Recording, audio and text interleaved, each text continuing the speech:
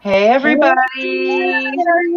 Welcome back to Late Night Snacks. how is everyone today on a Tuesday, April 28th? I'm doing that so that I know what day it is too, because maybe Right. everybody needs a little bit of what day is it today. I hear it. How's the weather in everybody's neck of the woods? So I am You guys Lady still burning Di. up? I am part of the Late Night Snacks along with Miss Melinda. Irish Melly is in the middle, Hi and all everybody! this way is Miss Dewanda. Hi, And everyone. where we live, it's really fucking hot. Yeah. Yes, It's it is. raining. It's raining here today where I'm at. Really It's dark, real. gloomy, cold, and rainy. Mm-hmm. All right. So, So, shuffling in. Do we hey, have BRP, our how you doing? Bees in the house. Hey, how's it going? Woo. Mwah. So today we're talking about American Horror Story Coven, episode 2, called Boy Parts. Boy parts. I bet you guys can't guess what it's about. That one's kind of obvious, but hey. Who is it directed and written by? So where is it? I had it up. Sorry. La, la, la. Sorry. All right. Directed by Michael Remmer. Remmer. Hey, Buffy. Hey, Buffy. And written by Tim Minier. Minor. Minor. And this is a very, I don't know, every episode is beloved to us. Yeah. For different reasons. And as this episode starts, it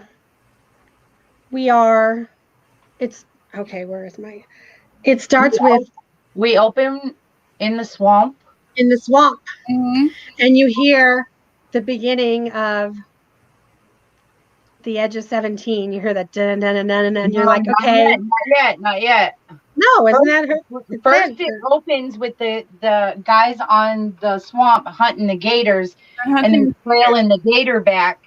Then, when they get close to their camp, is when the music starts, because then we see, lo and behold, who is standing there. But the once burned Misty Day is now alive, and is standing there in their swamp, and they're like, "What are you doing here, girl?" And she is very upset because they are killing these gators. Mm-hmm. And she proceeds to tell them, how could you do this to another living creature? And this is not right. She says, you do this, why? So you can turn them into shoes. And then the guy says something about, well, they're all dead, and they pull a gun on her because he says, you think she's one of those PETA ladies? And he's like, no, this girl ain't from PETA. And they pull the gun on her, and they tell her she better get going, and that they're going to shoot her. She's going to be a dead thing too. Right. And then so she uses her power of resurgence on one of the gators they have hanging there, and the gator bites the dude's arm, and the other guy takes off running, the one who had the gun. Uh-huh. And you kind of get the idea that maybe one of the gators followed him and he ran into the swamp, because you see the bubbles at the top, maybe. It doesn't really show it, other than he goes running, but we're too busy going, oh, fuck, she's not dead. I know, but the gator that went after the other guy that was running away basically caught the guy and got him by the head and then dragged him in. Yeah, he grabbed him by the head and dragged him into the swamp. Yeah. And we're like, so awesome, because they're playing Stevie Nicks in the back, and there's Misty, and she's wearing the cool clothes and her boots and her little shawl, and it's like, woohoo, because we all love Misty. And I want to point out, from this point on, we see Misty looking basically the way Misty looks right now. That's how we're going to see her. Now, if you notice from episode 1, when we saw Misty, when she first did her power of resurgence and the people burned her, she was very much into lighter colors, soft colors. She didn't have dark makeup on. She didn't have dark features, and she seems a little darker when she comes back. And I think because I think like and I think it shows the gator thing where she has the gators attack the hunters. I think that kind of shows you too, because I don't know necessarily that the Misty Day, who was so sweet and innocent and healed this bird, would have necessarily used an animal to harm another human being, even if they were harming animals. Right. Whereas now she's been to the other side, she's seen it. I think she's got a different perspective now. Mm-hmm. Yeah, I mean, I think that I mean, I think you see her with the bird, and then you see what they did to the alligators, and she's like, nope, this Yeah. isn't right. Her thing is she's the Earth Mother. Yeah, exactly. She's the Earth Mother. She's there to protect the animals, and we love it, and we're living for it. Mm-hmm. And every Damn time she straight. does something big, you hear a different Stevie Nicks song, and The Edge of 17 is like the first one that we hear in this episode of many songs to come. Yeah.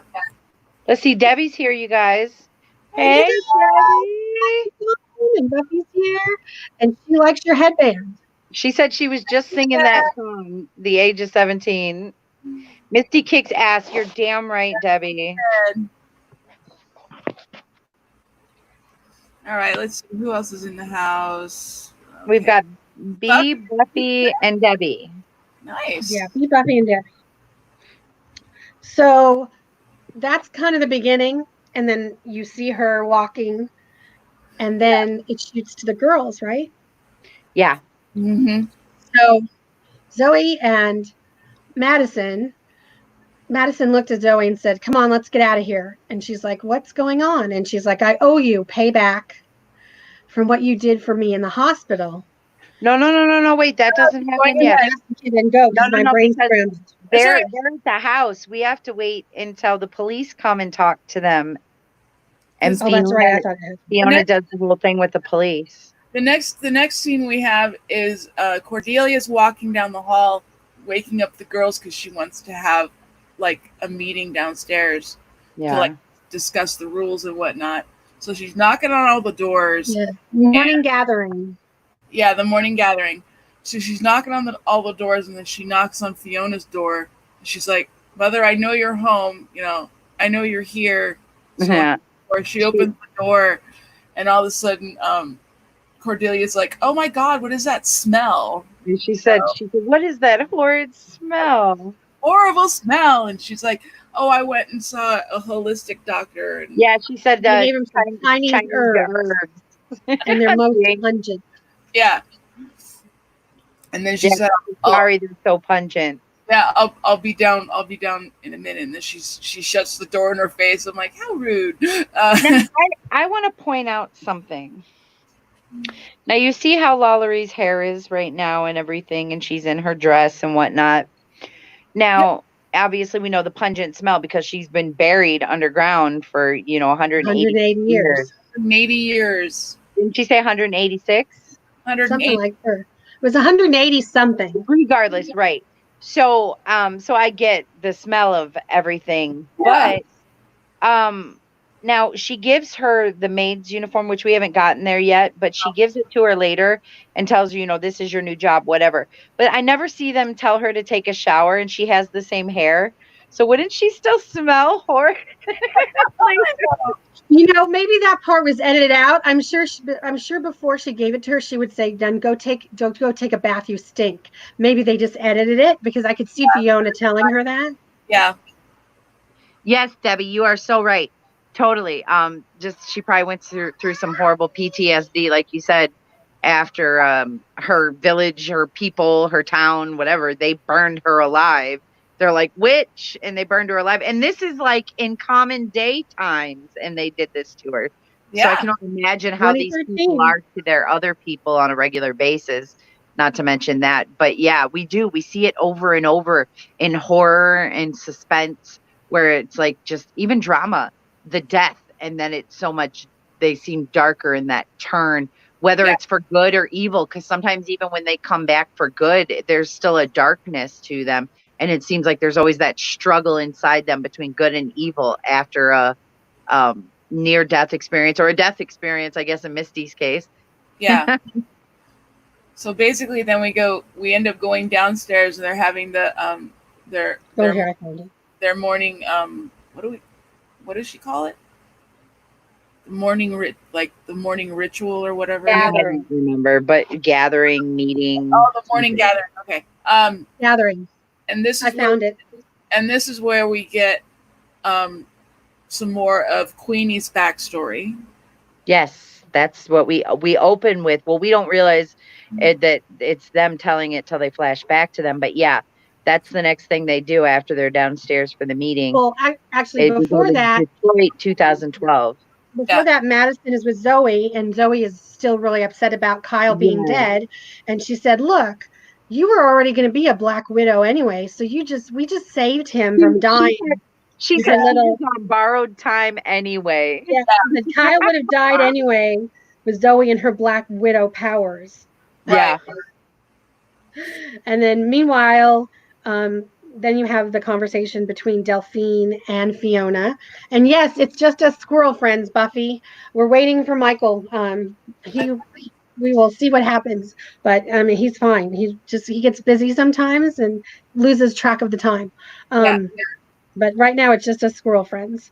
So then Queenie in the morning gathering recalls her. So we see where she was working. Was it the chicken shack or something? Yeah. And she's working at the chicken shack, and she's, you see that she's in a kind of managerial role, and she's running back and forth, and there's a customer in the front, and he said, "Look, my chicken is supposed to have 8 pieces. And it only has 7. And she said, he told him he said, "You need to learn math." She said, "Actually, sir," she said, "I got A's in algebra, calc, trig." And she's like, so he's like, "Well, your fancy math and all, I only got 7 pieces." She said, "Actually, sir," she said, "you ate that piece and now you want a damn freebie." Because I packed it. Right. Then he wants the manager. Then he says, "I want to speak to your manager now." I'm the manager. And what did she do, Di? She put her arm into the fryer where the chicken goes, her arm into the fryer.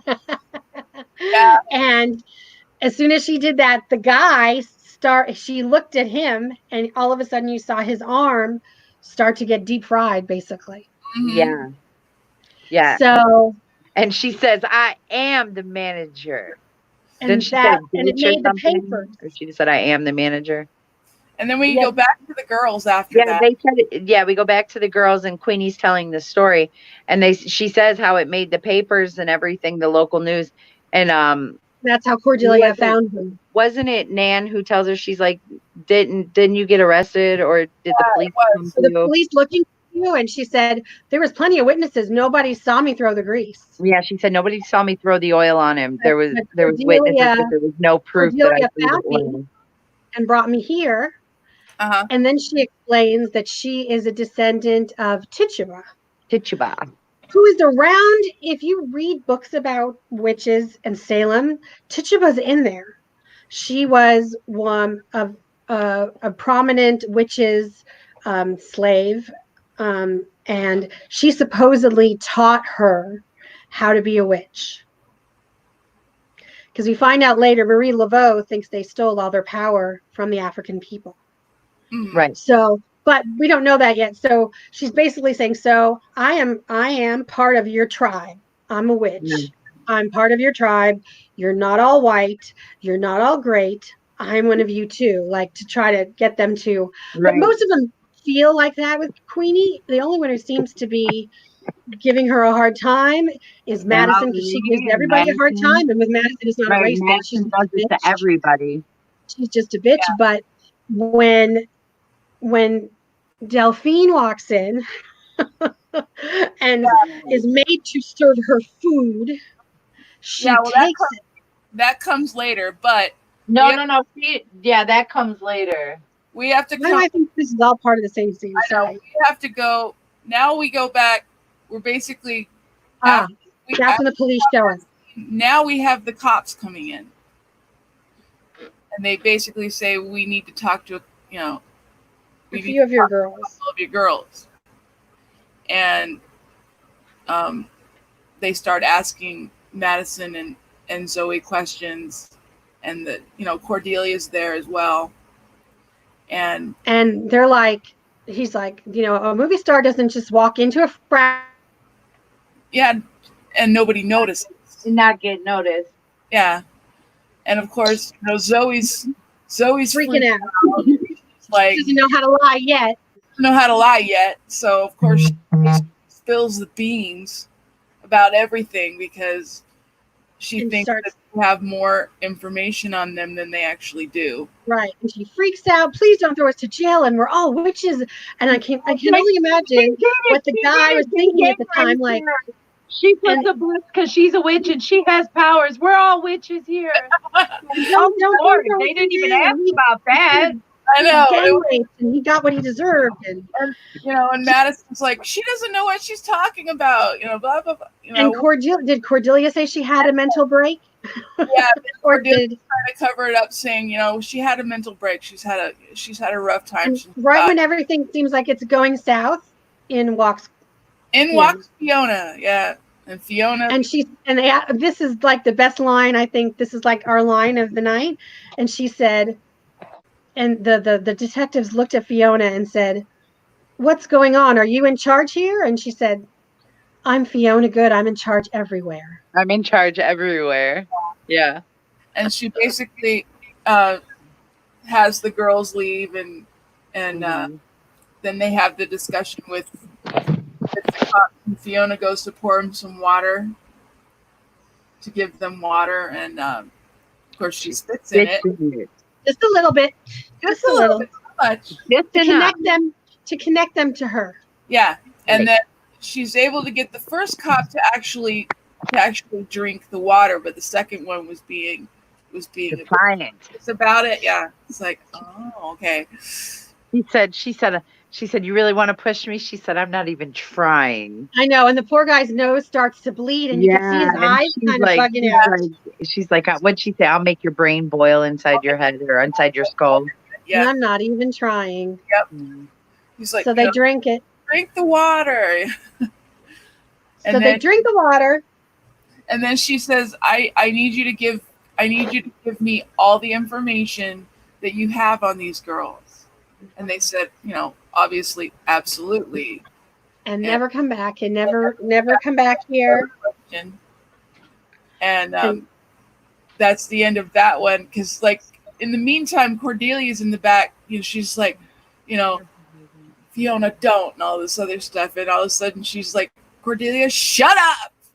Or else I'll give you a glass, too. And then after that, Fiona goes to see Zoe and Madison in the room, and she proceeds to basically throw them against the wall. She carried their ass up against that wall, like Carrie. Boom, boom. And she barely flicked her wrist too. I like that. She didn't even try. It was like, she just had to show them, hey, I'm the Supreme for a reason.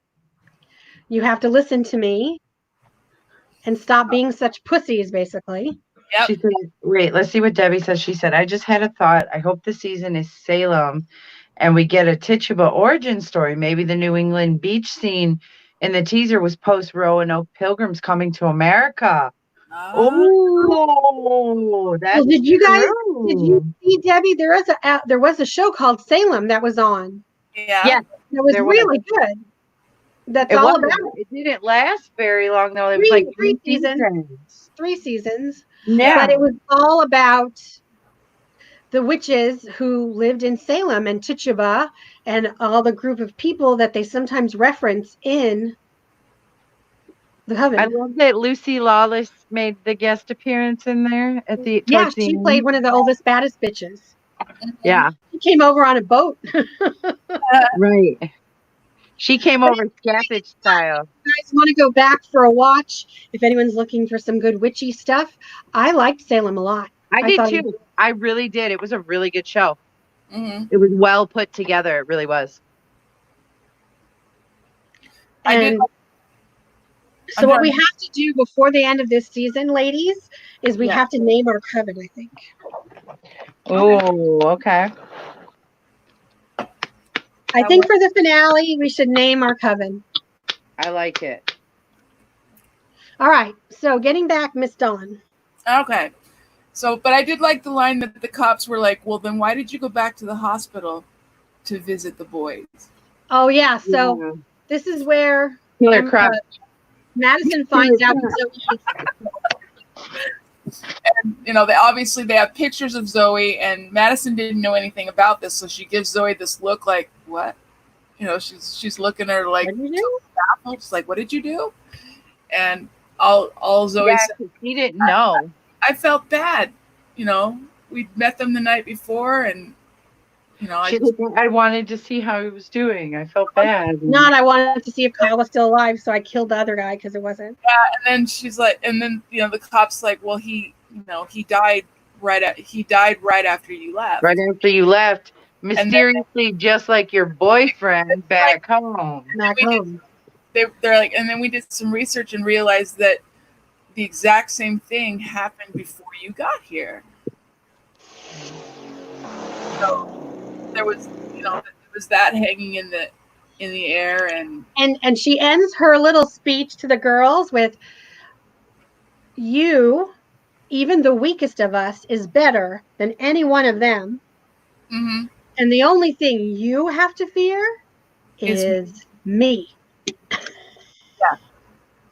Because they were having the conversation in the bedroom, and Zoe's, you know, doing her usual whiny thing. I don't know why. She says when the heat comes on, we close ranks. We stick together. And even our weakest link is better than any of those humans. She doesn't say human, but and Zoe's like, but they had all this information, and Fiona's like, I couldn't light a match. Nothing on you. With the heat that they had on you. Yeah. So they were just basically bullshitting. And, you know, Zoe is 16 and doesn't know anything yet. So we watch her character definitely change into a very naive person, too. But then again, she did break in and kill somebody already. So we kind of see it a little bit there. She does die and come back to life, too, a couple times. So good for her. Yeah, that's true. So that's when Madison and Zoe go to the morgue. Yeah, because Zoe wants to pay her, or because Madison wants to pay her back for what she did. Exactly. Because she feels bad, and so they go to the, they go to the morgue. We lost Mel. She'll be back in a minute, I'm sure. Technology, man. They go to the morgue, and of course, we get a little bit more of a piece where Madison's talking about, I was supposed to play a cat burglar in a movie, but the funding fell through, but not before I learned how to do this. And so it explains how she can break in. Yeah, she picks the lock and they open the door, you know, and Zoe's like, why are we here? And so they go in and they see the guys, and they didn't know what happened to them, and there's body parts everywhere. Like Kyle's head, literally everywhere. Like we're not even like, you know, being funny and sarcastic about that. No, like, there was body parts everywhere, like, in body bags everywhere. Was like, oh my god! I think there was more body parts than there really was bodies too, just for effect. It looked like, because there was supposed to be 7 of them died, so 7 dead bodies all strewn apart. That's a lot of parts. That's true. It was just funny her Madison's reaction is just like, oh damn, the bus crash must have been worse than I thought. You know? Oh. So, and then, you know, Zoe's like, why are we here? And she's like, we're gonna bring your boyfriend back. Yeah, and then she's upset and she's like, how are we gonna do that? And she tells her, she says, hey, you get to make the perfect boyfriend. Pick apart from here, like, look at these guys. There. So she looks at one and he's got cut abs. And then she looks at it and she said, he still looks cute. So she takes his head. Then she finds a really nice abdomen to put it on. And then she lifts up and she starts to look at their boy parts and find out who the shower is. Yeah, is he a grower or is to to find the big Grower one with or a shower. the biggest junk, so you could literally Yeah. So, And we find out, and in the process of this, we find out that Madison took one of Cordelia's spells, so they're going to do a spell to bring him back. But yeah, it's just Madison, her one-liner. She looks up at Zoe and says, "Get me a saw." Get me a saw. I need a saw. Well, they're in a morgue, so there's probably one there. Well, yeah. More than likely. Well, that's why she said, "Get me a saw," because there was one laying around somewhere. There's probably one on the table right by him. And so you're like, okay. So then you see them sewing him back together, and Zoe's getting everything ready to do the spell, and because you see them, they're placing all the parts. Then they say the chant and everything. Then they say we need blood. After they sewed him all up like Frankenstein. Uh-huh.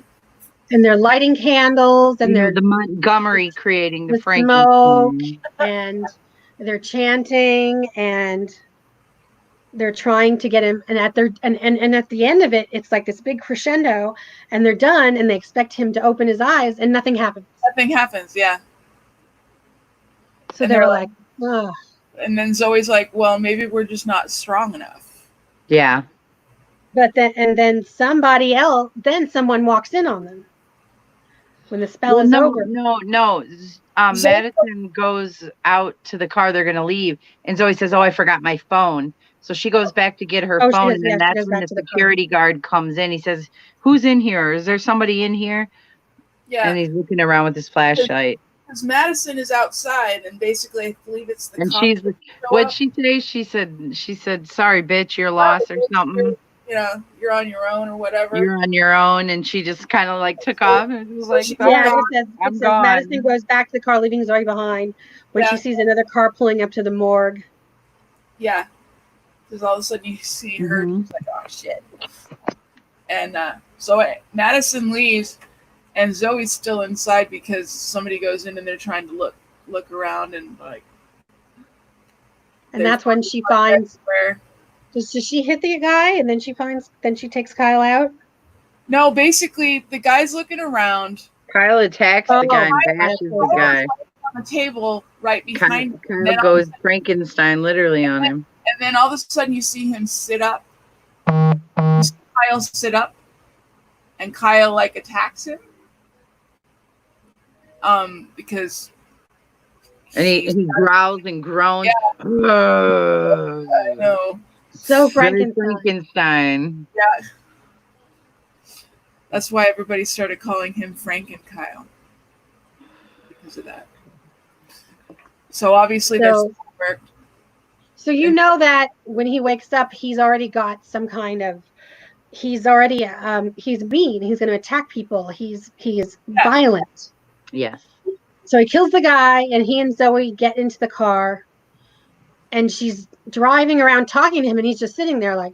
She's like, "I'm sorry. Maybe you were better off dead, and maybe we should have left you." Nothing's happening. No, he's just grunting and groaning. Me caveman. And then all of a sudden, right before it was the commercial, Misty pops up from the back seat and says, "I forgive you." Yeah, because she says you'll probably never forgive me or something, and she says, "I'll forgive you. I'll forgive you. I'll forgive you." And of course, he screams and freaks out and slams on the brakes, which anybody would. Somebody in the middle of your back of the bridge, right? And then she proceeds to tell her how she heard her call. She's there because she heard her call, and she tells her, she says, "Take a right." And then she drives, and then we see, she's taking her to her swamp cabin. Right. Her cabin in the woods. Cabin in the woods, you guys. And then, another one, homage. From that, we cut to, because I get confused, so I had to. Cordelia and her husband sitting in the doctor's office. Yeah. They can't have children. No, because they've been taking. Isn't his name Matt? Hank. What? Hank. That's what it is. Hank I think his real name is Matt. Fox. The actor. The actor's name is Matt. but yeah, they're in the doctor's office, and some of Cordelia's lines are just too cute because she's like, how's the oven? Is it ready for a bun? Is the oven ready for a bun? Sorry, And the hon, doctor's but trying to let her down no. easy, and it suggests doing IVF. Yes. Right. IVF rather, and when they leave the doctor's office, this is where you find out that Hank knows what she is, because he said, "Why are we doing all of this when you have power to do this?" Right. Yeah. And she said, "You don't understand that kind of magic." And then we find that now that this is the start of you got to give to get. Yeah. It's black magic and bad things. There's Yeah, always someone you got to pay. There's What always you a put price to out be comes paid back for. to you threefold. It just doesn't happen that way. And then the doctor calls her later and says, "I'm sorry, you couldn't even carry to full term." So they decide that they decide to do the ritual, thinking that maybe if it ends up she's so desperate to have a child, she's going to go there. Yeah, and this is a haunting scene, isn't it, you guys? Oh my God, with the black salt and the pentagram, and then as they're having sex, then the flames go up, and it's very intense. And here's the interesting thing: when they're done with that whole thing, Snax is intense. And at the end of that scene, when they're done, basically during all this stuff, you see, the eggs broken. They break open, and fire happens, and all this stuff. Snakes come out, and it looks like something out of a horror movie. And then at the end, you see them laying there, and nothing's lit. The eggs are not broken. I was like, did they do that on purpose? Was that? I find those little things like the editing didn't quite work there. Hey, Well, Dawn, or maybe that's Dawn, wait, that's Dawn, what guess they were what you going found? through in the magical realm. Mm-hmm. And then when they got done, they went back to where they were, because that's what is supposed to happen. But and then we find out. Wait, Dawn, guess what you found? You found an Easter egg. Aha, aha, aha, aha, aha. Oh yeah, so But I mean, that scene with Sarah Paulson is really intense. It's like it's very charged, very electric. Mm-hmm. And at that moment, you really like Hank. You think he's on her side. Yeah. Well, at the time, we didn't know. Absolutely. As you go through the season, that arc completely changes. So after that scene is done, then we go to Fiona with Delphine, who's explaining to her that it's been 180 years since she was gone. Yeah. And she's like, "How on earth did you come back after 180 years looking exactly the way you did when you went in?" And that's when she tells her that this voodoo bitch, I think she calls her, she may have used another word that I'm not using. And that bitch. Yes, and we don't use those words here. And again, big props to Kathy Bates, because I don't know if I was an actress even if I could use those words, even though it was totally the right thing. That's what they would say. But I don't know if I could do that, character or no character. I just don't know if I could say those things. So and this is where you see her story.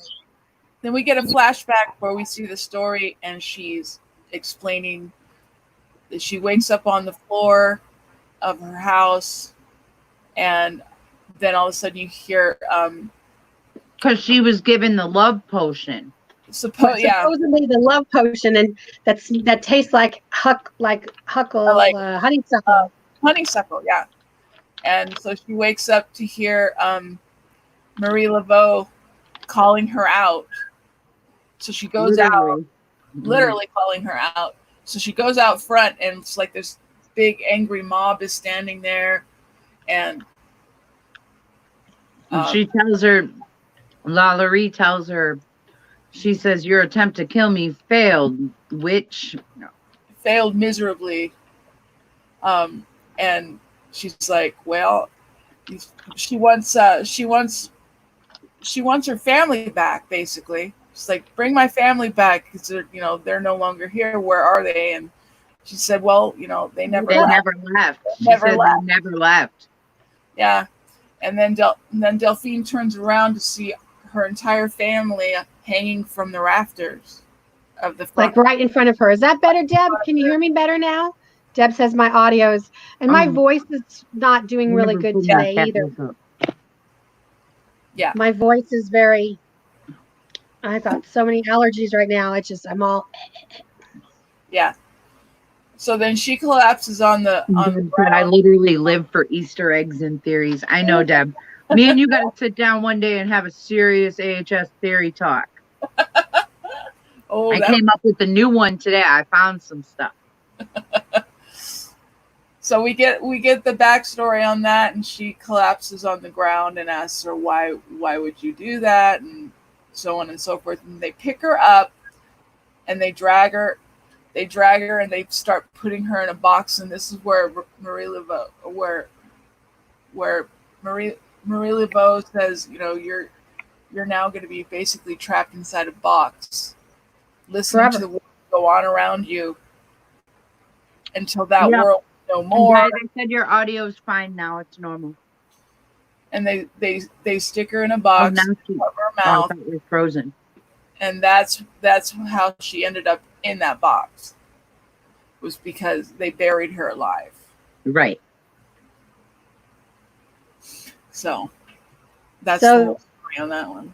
And after she tells her that, then it just flashes right to Fiona going to see Marie Laveau. Well, and you know what we neglected to mention is that we go to Fiona and Lalaurie having a conversation, but this is because Delphine Lalaurie escaped because she was screaming her thoughts and it was driving Nan crazy. Yeah.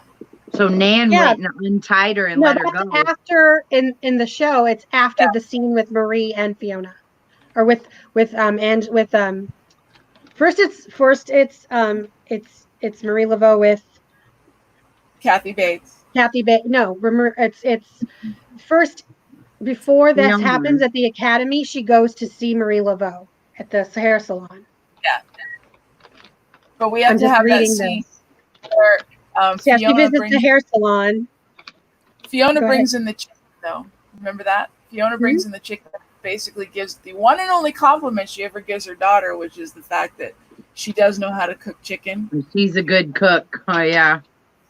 My daughter doesn't know how to fry up a chicken. You're probably very peckish. It's like, yeah, peckish. Yeah. That's so funny. Delphine was social distancing before it was cool. Yes. Hashtag Delphine social distance. There we go. That's no. Hashtag. Here we go. Hashtag social distancing Delphine. I like it. Oh, that's good. So you see, basically Fiona. Write that one down, B. You're the one with the hashtags. Fiona and Marie have I'm going to call it a dance. Yeah. Because. The back and forth. One of them is going to wait, and then finally Fiona gets around to look. I know. My God, can we just say Jessica and Kathy just together, like two iconic women, and then playing off of each other, which I'm sure some of it might have even been improvised at some point. Yeah. Jessica and Angela. But I'm not sure because Kathy's so very, method and to the point and in character. It might not have been improvised. It may have because she was in character. Yeah. But she might have stuck to the line. Well, and it's so because first it's Kathy and Jessica, and then Jessica goes to see Marie, and then it's Angela. Yes. And Jessica. And that scene to me when they're dancing around who each other is, and she's trying to do her hair. I mean, she's sitting there and she's got she cut her hair off, and they're just like sitting there, and she's like, your manicure costs more than my salon is worth, and what is a white woman coming down to the 9th ward? And then they're just expressing and they're dancing. It's so, that sarcasm bitch talk that, like we were just talking about on one of the episodes of Drag Race, the cat talk. Yeah. Mm-hmm. And finally, Jessica Lange gets around to the fact that she wants what Angela Bassett has. She wants what Marie has. She wants youth. She wants to look exactly like, I mean, obviously Marie Laveau has been around for at least 180 years, probably many more before. And she wants what she has. And she's like, are you crazy? I wouldn't help you. The nail wants what the hammer has. Right. Well, yeah, she's because like, she had told her, she gave her that analogy. Analogy. Yeah, she told her, she said that when she was talking about Tituba, when they were doing that dance, like you said, back and forth, and she was telling her, your white people stole this magic from us, from Tituba and everything.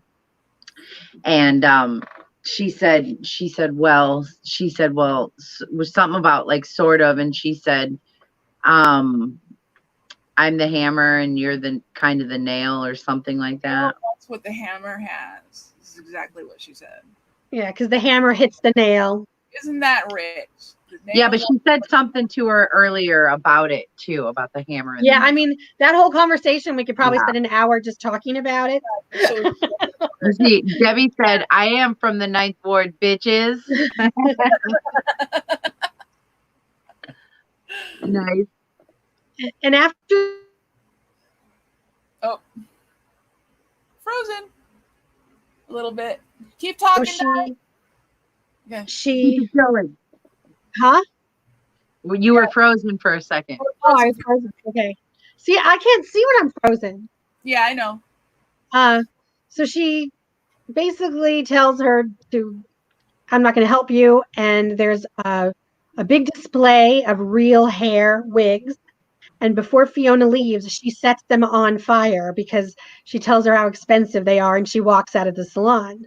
So this is where the whole stage is set for these two to have this rivalry, for it to come back on poor Cordelia later on, and sets up their whole kind of story. So she marches out the door. Yep. So then back at the academy, Nan is like too much going on, she just hears. She's clairvoyant. She just hears. She can't control it. And then Queenie and Delphine run in. Delphine is going to serve Queenie, and she won't do it. She takes the plate and she throws it against the wall. No, that's no. This is where Nan unties Delphine, so Delphine starts to get away, and her and Queenie come up against each other, but she says, "Get out of my way, slave." She says, "I ain't nobody's slave," and then Delphine comes around the corner and busts her over the head with the frying pan. Yeah, or it was either a frying pan or something else, but it was a cast iron pan. No, they were up. It was a candlestick. Yeah, it was a candlestick. They were up in the, it was a candlestick because she grabbed it off the table. Delphine in the hallway with the candlestick. Yes, Delphine in the hallway with the candlestick. Yeah. So yeah, Nan is the one that lets her out because she has. And then Delphine, that's when she leaves. Yeah. Mm-hmm. And then after that is when Marie goes back, and we see her Minotaur is still alive. Yep. No. Yeah. After she hits that night, after the staff leaves the salon, Marie goes to the voodoo room where she tells Minotaur that Delphine is back. Okay. And unchains him and tells him they have business to attend to. And then meanwhile, she's walking around New Orleans, and Fiona finds her outside her old house. And she's like going, wow, they haven't changed the names of the streets, but then they put a plaque on my house of torture. These people have no idea who I was. And you see, she's so indignant, and she thinks that she's so superior. And it's interesting because you have these two women who both think they're superior. Yeah. Although Fiona is supreme. But, Delphine is still at this point so indignant to who she is as a superior, wealthy white woman, for lack of a better word. And she couldn't believe that they turned her beautiful house into a museum for the macabre, a museum of horrors. Right. Because obviously she doesn't think that what she's doing is wrong. And then she talks to her about her daughter's deaths and says, I loved him in my own way, even the ugly ones. Mm-hmm. They had something to offer in my own way, meaning, yeah, I beat them, I hurt them, I made things, just a total abusive parent. Right.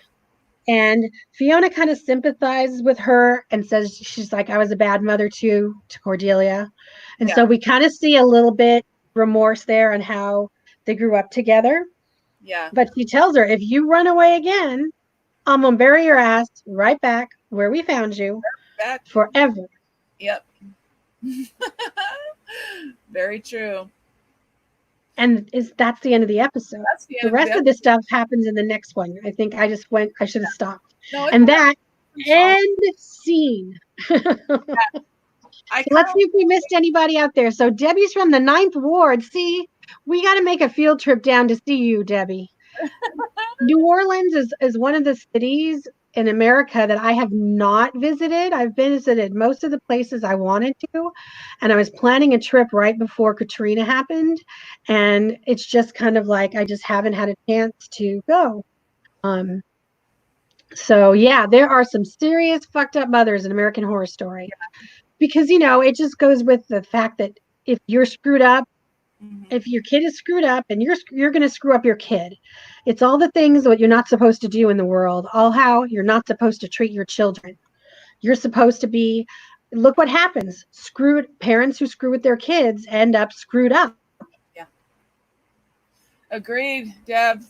There are definitely some effed up mothers in Bloody Face, in Asylum, and now there's a lot of them in this one. Cordelia. I mean, most women who are mothers in most of these stories are usually fucked up. Constance, a lot of fucked up women, a lot of fucked up mothers, fathers too. And it's just it goes back to where Brian is saying, kids can screw up, parents screw up children all the time. Yeah. And a screwed up child is going to be screwed up forever. Because you learn from what your parents teach you. Mm-hmm. Now, can we go back? We have to go back because we didn't really talk about this. We're gonna go back to Misty's cabin.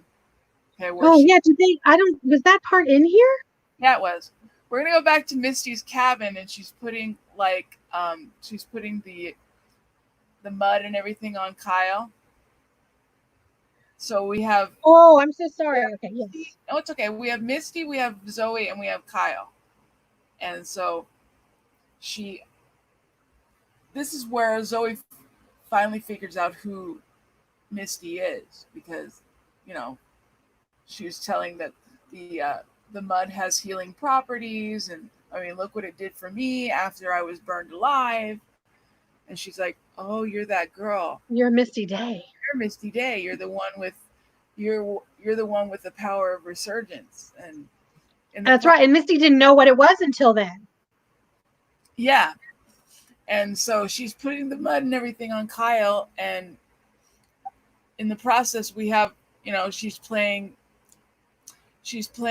Fleetwood Mac in the background, and then Zoe's like, "Who sings this?" And I'm like, well, because she said to her, don't the words speak to you? Isn't this an amazing song? And I'm pretty sure it's Rhiannon. And she's like, I think it was something else, but anyway, she or it was Sarah. It was Fleetwood Mac. It wasn't Stevie Nicks. But she's like, "Who sings this?" And Misty's like, "What do you mean, who sings this? This is Fleetwood Mac." And because obviously Zoe has no idea who Fleetwood Mac is, and Misty Day's totally baffled by that. And then we have the discussion with, she's actually a white witch or whatever, and yeah, she's like, doesn't the music speak to you? She's a white witch. Everybody, this is who I follow. This is the first person I heard who I thought was like me, and I knew there were others like me. And now that Zoe's there, she can stay there and be with Misty, because I found my tribe. She said, "You're not whole until you have your tribe." Yeah. But Zoe's like, well, I need to go, but first I got to figure out where to take him. And she says, well, he can stay here, and I'll take care of him. I'll heal him, and then when you come back, he'll be as good as new. And she's just like, well, I have to go back because the school's probably worried about me and all this stuff. And then that's totally true, BRT. 16-year-old kids don't know who it is. I mean, Misty, I know. But it's just, you see, and it's like, Melinda can speak to this because Misty is like Melinda's favorite. Yeah. You see her longing. She wants to belong somewhere. She's lonely. She's been alone in the swamp since they did this to her, which they don't say the timing of it, but it's been a while. She finally feels like she's got someone who can stay with her. And then Zoe has to leave her, but she promises she'll be back. And she's like, yeah, right. Like she doesn't believe she's coming back. Yeah. She's like, you are coming back, right? Did we lose Mel? I don't know. Mel. Maybe you should go to the baby. I have to go upstairs for a second. But yeah, I wanted to go back there because I apologize. Like I said, it happens to all of us. But I wanted to go back there because the fact that Zoe didn't know who Fleetwood Mac was, and the whole interaction of, how do you not know who this person is? Well, you introduced Stevie Nicks as a white witch, which we know that the setup is for later. Mm-hmm. And we don't know this at this particular point. And I was thinking the first time, since this is the first American Horror Story I ever saw, I'm like, she kind of looks like Stevie Nicks. Look at her shawl. Look at the way she before she even sang. And they play because she was talking about, this is Rhiannon, this is her anthem, this is what they. Yeah. That's the whole thing. That's her anthem. The Edge was 17 when they were in the swamp, which kind of just set the whole tone, like, okay, this is about Misty. So a lot of this was getting to know who she was as a person. And if you're you guys and you're looking at her before, she's played these villainesses. She's played Nora Montgomery. She's played, Sister Mary Eunice. And now here she is, this sweet, witchy, what a different kind of a character. I didn't know any better because I'd never seen her before. So for me, it was just like, she was cool. But when you go back and look at the universe, maybe Ryan decided to, but then I also heard that he wrote this part just like this was the person who was going to play it. He wrote it with her in mind. He wrote it. He does that with a lot of parts when he's writing them.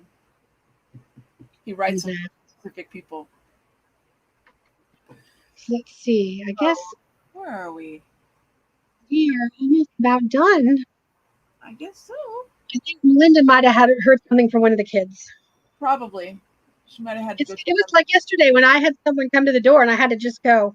Shit happened. That's why there's more than one of us on the stream at one time when you're doing it every day. But we're happy you guys are here. And we want to thank Debbie and Buffy and BRT. And there she is. She can.